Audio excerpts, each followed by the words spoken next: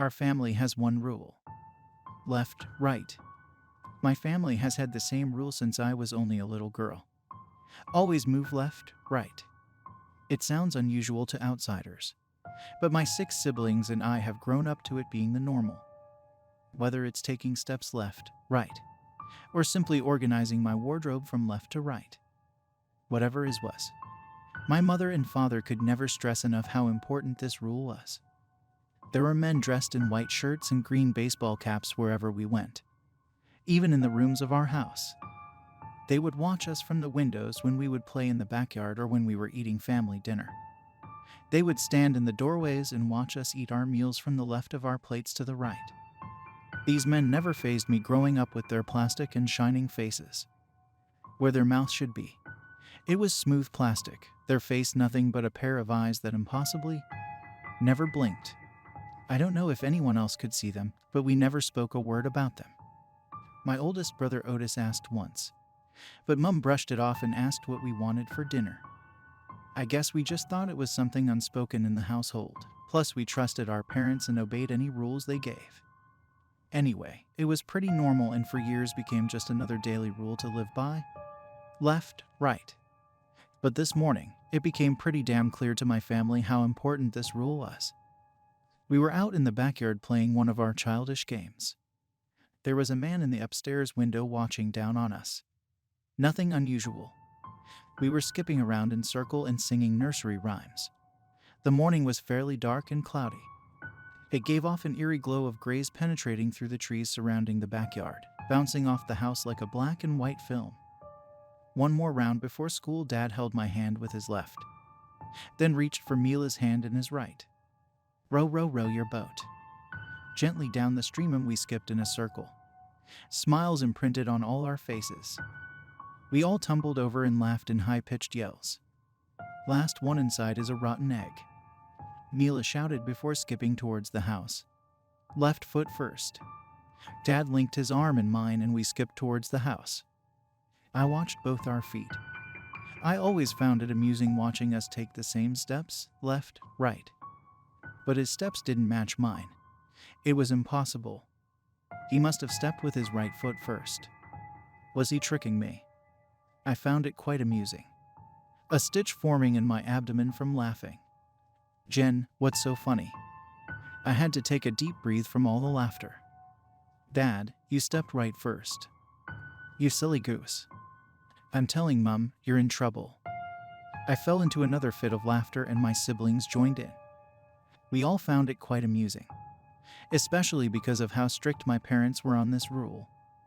But Dad wasn't laughing. An expression of pure horror was tattooed onto his face like he has just found out the worst news ever. We all stopped laughing and told Dad we could keep a secret. We won't tell Mum, don't worry. We promise. But if we keep this secret, can we have ice cream after dinner tonight? Yes. Please, Dad. We won't tell. We all giggled at our plan to blackmail him into letting us have ice cream. But his expression never changed. He slowly turned his gaze up to the top story window of the house. There was no longer a man staring at us. Slow and heavy steps came from the staircase inside. Doof, doof, the sounds we robotic like. The man from the window was now at the bottom of the steps. Another man appeared from the kitchen pantry, as well as one from the bushes outside. They all slowly stepped towards Dad, left, right. Dad, what's happening? Are we in trouble? My siblings and I all feared for our lives in that moment. Then, the plastic, mouthless man from the kitchen grabbed Dad's wrist with all his force. Dad shouted for us all to run to our rooms. Don't come out until I tell you to. The plastic man from upstairs gripped Dad's mouth shut and another used a brown sack to cover Dad's body. All of us children we shouting, crying for them to stop. The men showed no emotions while dragging the brown sack out the back door and into the yard. Dad's body frailing around lifelessly, trying to escape the sack. Before any of us could run upstairs, one of the men stopped. He stared the 7 of us children dead in the eye. Then, he clicked his fingers. Black. That's all I can remember from this morning. All any of us could remember from this morning. We all awoke sitting in a circle around the brown sack in the backyard. It seemed cult-like. It has to be around 6-7 p.m. in the afternoon, just in time for dinner's ready.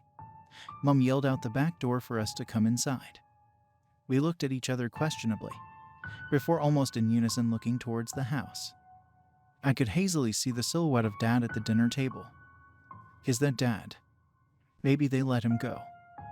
Do you think he's okay? We all had questions. How did we all end up out here? None of us remember anything since this morning. Once we all made it inside, we could see Dad seated at the dinner table, arms straight by his side. His mouth was covered with a bandage tightly wrapped around his head, and he had blood dripping down his neck. His forehead was shiny, almost like the plastic on the other men, but his eyes were shut.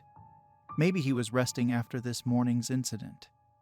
Make sure to wash your hands before dinner, children. Don't forget to wash the left hand before the right, Mum said with a smile on her face.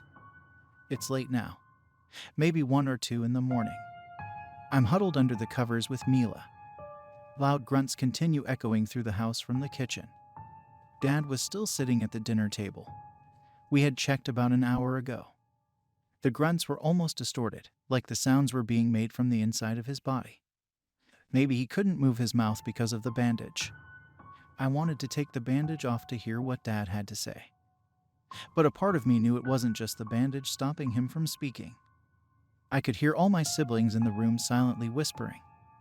None of us were going to sleep tonight, especially not with the man standing in the doorway, keeping a closer eye on us than normal.